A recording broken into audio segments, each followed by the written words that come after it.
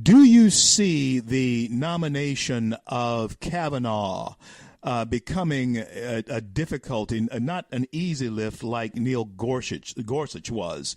Is this going to be a more difficult lift, but does it also give the same type of fuel and passion to our party as Neil Gorsuch? Are we still in that same type of frame of mind when considering the next justice for the court? Look, I've said, and I published an op-ed on this last week nationwide, that there is absolutely zero argument for why Judge Brett Kavanaugh, should not be immediately approved and confirmed for the United States Supreme Court. He is eminently qualified, and you can make the argument he's one of the most qualified nominees to that court, at least in the modern era, probably in U.S. history. I mean, his record is extensive. He has over 300 published opinions on the Court of Appeal, which is a phenomenal record, and his rulings have been endorsed by the Supreme Court more than a dozen times. I mean, he is known by everyone to be a straight shooter. He's consistently applied the Constitution in a scholarly and objective manner. He's an umpire, as we like to say, which is what you need in a judge. You know, even his concurrences and dissents have been discussed by more than 50 other circuit courts in their own opinions. So there's simply not any legitimate argument to prevent this nominee from filling the seat of his former boss, Justice Anthony Kennedy. What I like about him, CL, is that I believe he'll be much more conservative than his former boss. I think he's a step up from Justice Kennedy in that regard. And that's why the left in this country is absolutely apoplectic about this pick.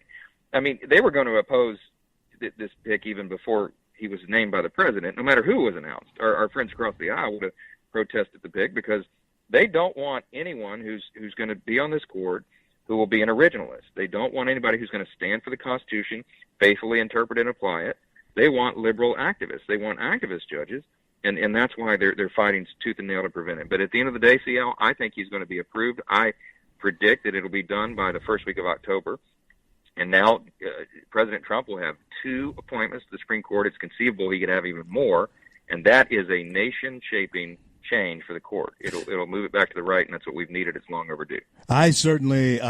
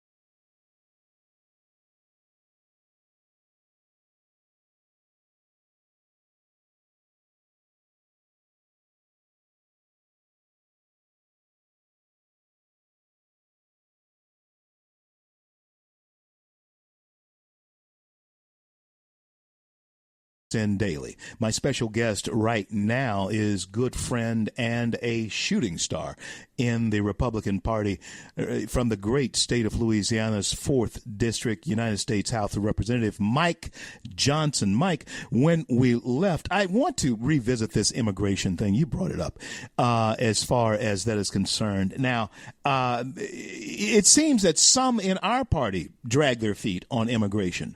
But, Mike, the next Speaker of the House has to be very definitive on where we stand as Republicans, GOP members, on immigration, even that atrocity that they say is at the border. I want you to talk a little bit about, again, reiterate the importance of stopping and strengthening our borders as far as illegals are concerned.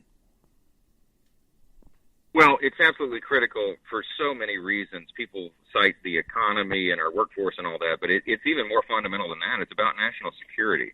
I mean, if you talk to the Border Patrol agents, you talk to the Department of Homeland Security in this country, they'll tell you, and they testify before Congress under oath to say, they know, for example, that every single day in this country, CL, our porous border, our effectively large sections are an open border that we have in the southern border of Mexico, that across that line every single day we have on average 15 radicalized terrorists coming into the country. They come into the country, we don't track them, we don't know where they are. We know they're coming here with the intention of doing Americans harm. We know that there are millions and millions, in the tens of millions, doses of illegal narcotics, opioids, for example, that have come across the border over just in 3-month periods. I mean, that many.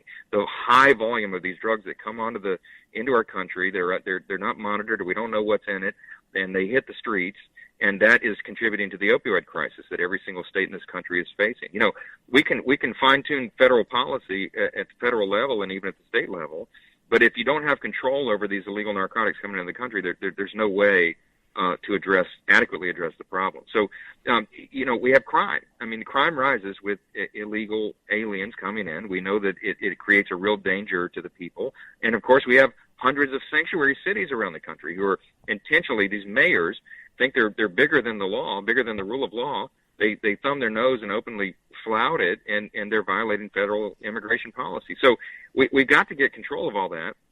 Because it's the security of the people that is at issue. And that's why it's such a critical issue. It should be a bipartisan one, but there's only one conclusion you can reach right now about the Democrats and their view of this. They don't want to solve the problem. See, we've given multiple opportunities to do that over the last year or so, and they voted it down every time. They want this to be a political issue for the ballot in November, for the congressional elections. And we can't let up on it. We have to address it. The immigration system's broken. We have to offer these workable solutions, and we got to push it until it's done because we owe that to the people.